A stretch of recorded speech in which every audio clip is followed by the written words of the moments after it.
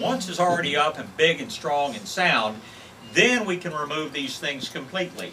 If you look at these cypress trees that are back over here, or you can look at the ones up front, or actually if you look at this younger Mexican sycamore as you go out, you'll probably see a number of stubby limbs down lower, and then if you were to go further down the trunk, you'll still see the spots where the trunk is healing. I mean, if you cut a limb off properly, 2 years from now, you won't even know there was a limb there to begin with, because the bark grows right over it, and there's no evidence of a wound being there. And every year, we took these trees and we just cut them higher and higher and higher. And as a result, the cypress that are right back over here, I think we planted those 19 years ago from trees about thighs.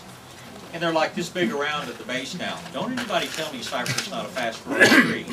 Pecan trees can grow the same rate. Oaks can grow the same rate if you take care of them. But remember this business about leaving low limbs on the tree, or leaving at least leaves up and down the trunk.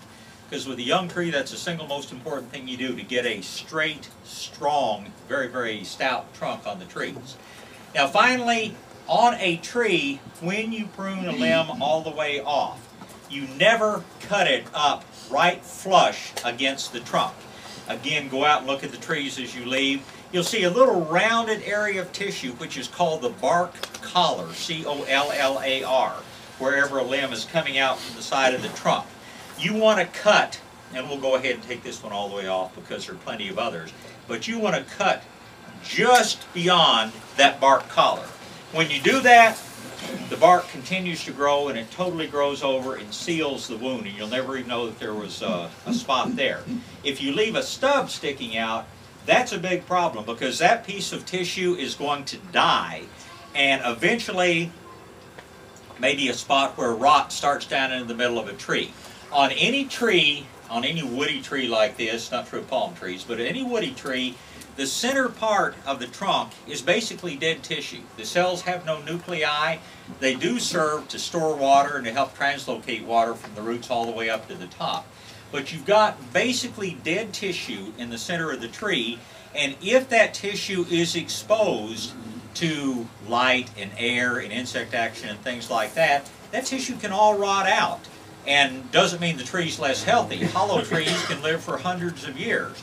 But the way that you end up with a hollow tree is either you leave these little stubs on, that starts to rot, it hasn't been able to seal over that wound, and that rot just kind of moves back into the center of the tree. Doesn't mean it's going to kill the tree, but a hollow tree obviously does not stand up to an ice storm or windstorm or things like that nearly as well as a solid trunk does, so we want to avoid that.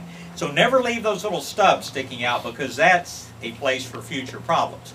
Never cut it right against the trunk either, because you take away that branch collar, you've taken away the tissue that wanted to heal that wound, and it will eventually heal, but it will take about 4 times as long for that to happen. So those are just a couple of things about pruning trees to get out of the way early on. Let me ask a couple of questions first of all. How many of y'all are here for one of our seminars for the first time?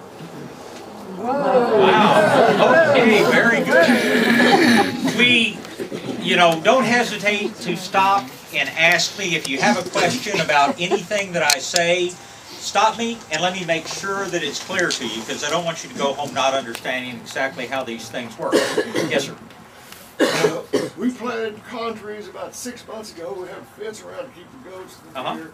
So should we just leave that alone for this year? Pecan tree, basically leave it alone, but if it has little smaller shoots coming out up and down the trunk, cut them back to 6 inches long, so they don't try to make big long scaffold limbs.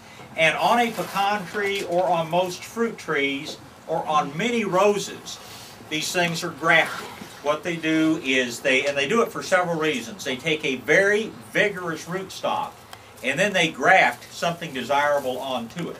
Why do they do that? Well, let's say the first time anybody developed, say, desirable, really good pecan tree. You can't grow that kind of tree from cuttings, but they could go around that tree and take off 100, 200, 300 little twigs, graft them onto different rootstocks, and have 300 trees instead of 1 tree to sell. Same thing happens with roses, things like that. They can take, well, they do it now with tissue culture. They can produce these little buds, and from one from one original bush, they can make 10,000 plants out of that the first year. The problem with grafted things is that root stock really likes to grow. And many times it's much stronger than the part that is grafted onto it.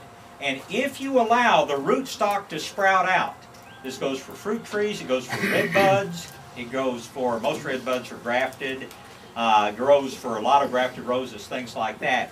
Anytime you see a sprout coming off below the graft point, cut it off immediately. Cut it off when you see it.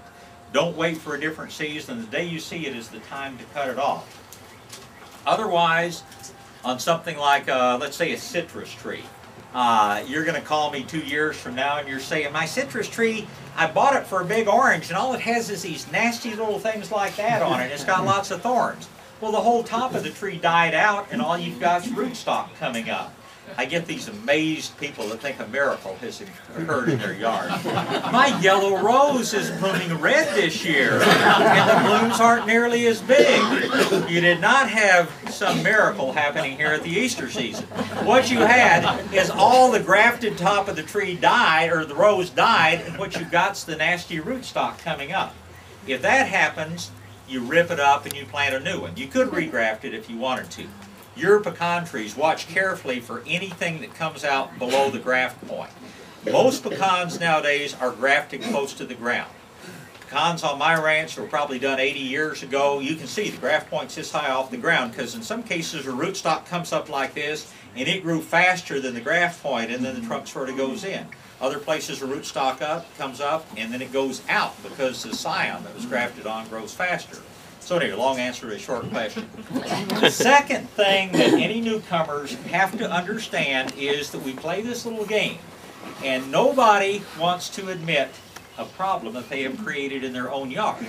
So if you have a question that you really want to ask, but you wish you could put a bag over your head or something so nobody knows it's you, you stick up your hand and you said, my neighbor couldn't come today, but they want me to ask you about such and such. We will all know what's going on here, but you know, that's... And every now and then somebody honestly does have a neighbor that has a question. But anyway, we do those things, and please, if you're unclear on anything that I'm saying, please stop me at some point and we'll go back over it. Yes, ma'am? Okay, I'm the stupid one. How far out from the trunk is the bark collar or an estimate? Depends on how big the tree is. And look at that, that's a Mexican sycamore right there with the white bark. Look at that as you go out. You'll see the bark collar's about this far out on those limbs.